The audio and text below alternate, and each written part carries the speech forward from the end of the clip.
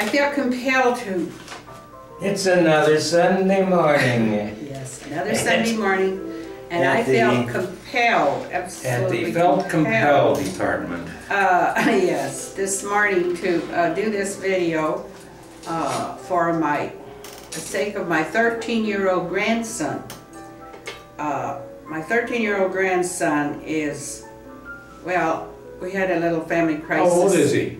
13. Oh. Over the weekend, and she was telling me his mother first name. Was telling me her fears that he might become sexually active, and she was very upset because she didn't think my son, now they're separated or on the way to divorce, so she was very concerned that he wasn't doing his part in talking to him and trying to deal with this possibility. And so I thought to myself, well, you know, I've always interacted with this little boy ever since. Now his history is that his mother was 17 and she barely met my son. They went out together and a couple of times, or not very many, and all of a sudden he was on his way to Japan. He knew he had to ship out to Japan for 3 years.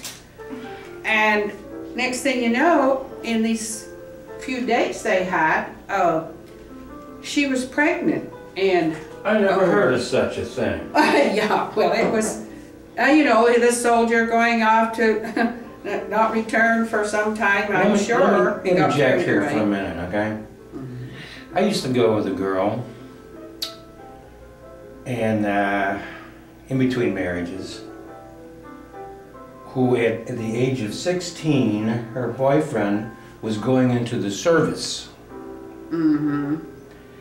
So he convinces her that as something I would remember you by, suppose I pork you. And he does once and goes into the service. Mm-hmm. Guess what? What? She was pregnant. And she had a kid.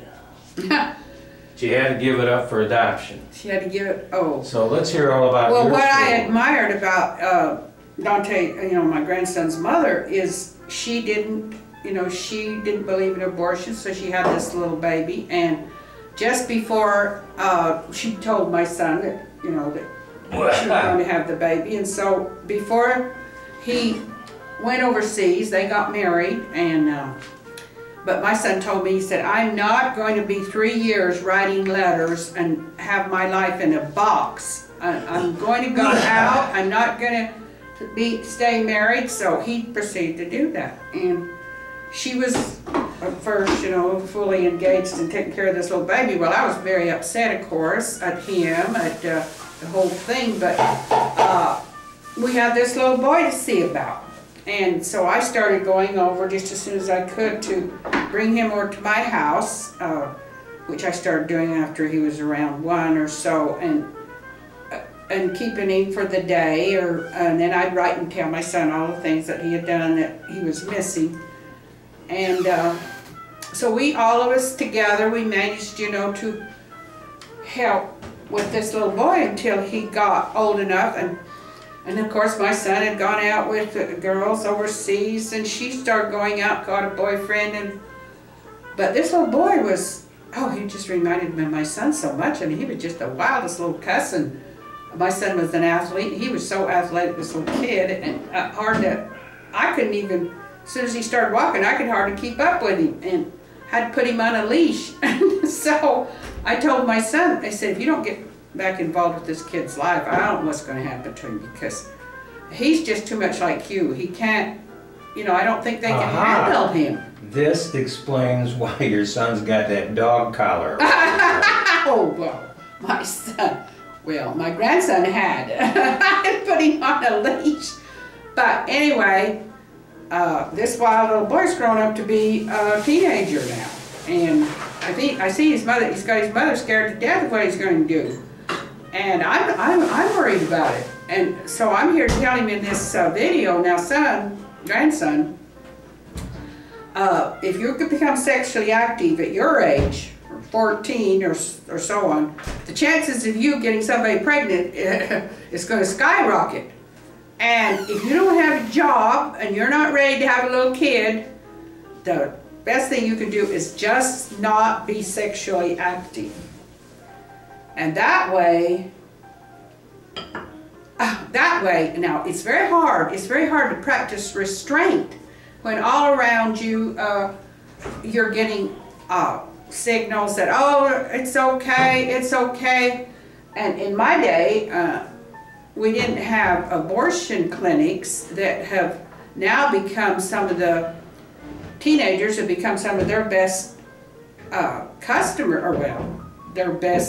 are using the abortion clinics. And in Arizona, they have fought to keep parents from even having to be notified that their child is pregnant and wants an abortion. For fear, the lobbyists have kept this from happening, that the parents don't need to be notified for fear that they'll try to stop it. And this teenager who may be persuaded that they want an abortion will be stopped by their parents from having one. The possibility. So here we have all kinds of traps that I feel like that my grandson can fall into. He can decide, as many little teenagers have probably decided, well, if worse comes to worse and I end up pregnant, I can always get an abortion. Well, that is one of the toughest, as far as I'm concerned, ways to go ever. It is never going to be a good way to go. Never going to be something that you want in your life. And sometimes I don't think that we can depend on our leadership all the time to control that aspect of our lives. We're the ones that are going to have to control it. We're the ones that are going to have to keep control of our activities so that we don't get pregnant, so we don't have to have things like abortions. And that's what I've been fighting for 35 years. And I want my grandson to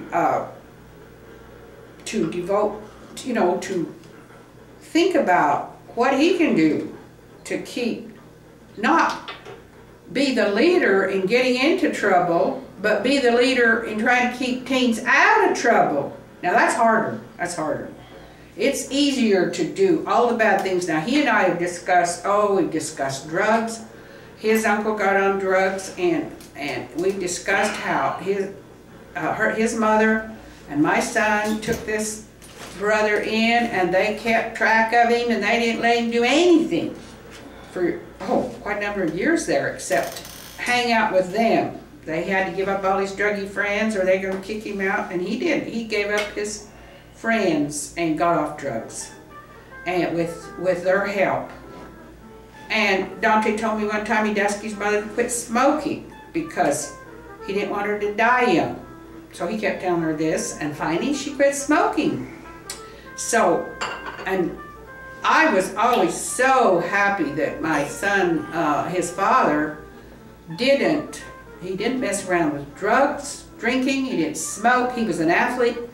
He didn't give me any problem in high school, whereas his older brothers, oh my goodness sakes. Oh geez, let's hear all about it.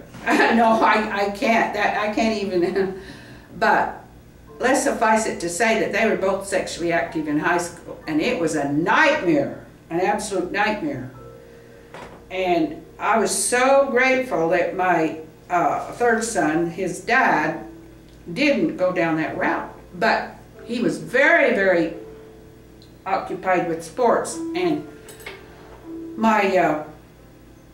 his mother is now very worried that he won't have enough to do to keep him occupied, to keep him from just focusing on girls and what they, and getting in deeper and deeper into a direction that he's too young, he's too young to go. So, well, I don't know about that.